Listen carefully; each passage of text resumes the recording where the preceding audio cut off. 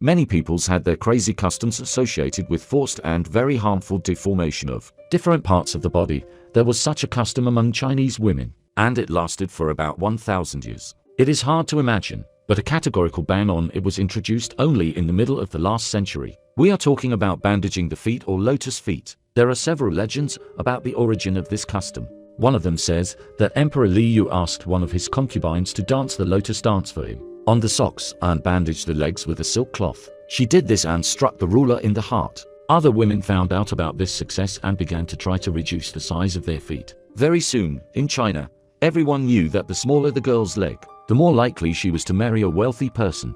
A tiny foot was considered very attractive to men. Many erotic pictures of that time depict women with tiny legs, shod in doll shoes. By the way, these doll legs were always hidden under a long robe, and the husbands, admiring the tiny feet of their faithful, hardly ever saw these feet live, so to speak. Without shoes and bandages, Chinese women never took off their shoes. They even slept in shoes. However, a little softer, night ones, so to speak. Chinese women wore special lotus shoes. They were no more than a palm in length.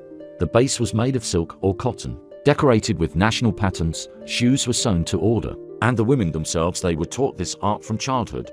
The description sounds good, but the reality is terrible. The main problem was that the small size of the foot did not even allow women to move around. They were worn like porcelain dolls. Women with bandaged legs had, in the opinion of the Chinese, a very feminine gait. They leaned on the heel and took very small steps. Due to the load on the hips, they swelled, which made the Chinese woman even more feminine. At the same time, Chinese women were very chaste. Yes, it is not smart. With such legs, you won't reach your lover.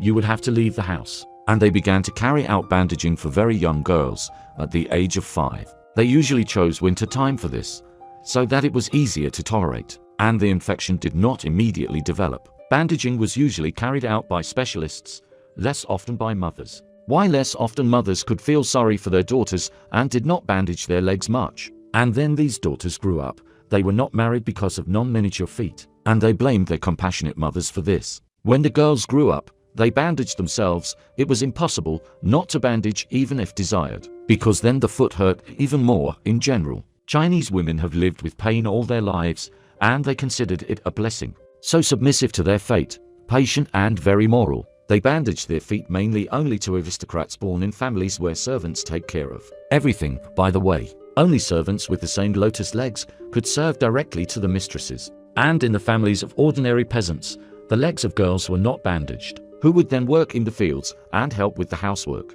The eldest daughter was made a beauty at most, planning to marry her off successfully. By the size of the legs, ladies from high society were distinguished from commoners. The latter were called barefoot during the matchmaking. The future mother-in-law looked at the daughter-in-law's feet, and if they were more than 13 centimeters long, there was no engagement. The girl and her family were shamed. Since about the 17th century, there have been attempts to ban foot binding, but finally it turned out to be done only 70 years ago, thanks to the communists. Special societies of people against bandaging were created. They did not allow their sons to marry women with bandaged feet. It is interesting that they stopped bandaging girls' feet, and lotus shoes were still made. After all, there were many women left who needed them. The last pair of shoes was made in 1999, after which the factory closed, and all the remaining goods were donated to the museum.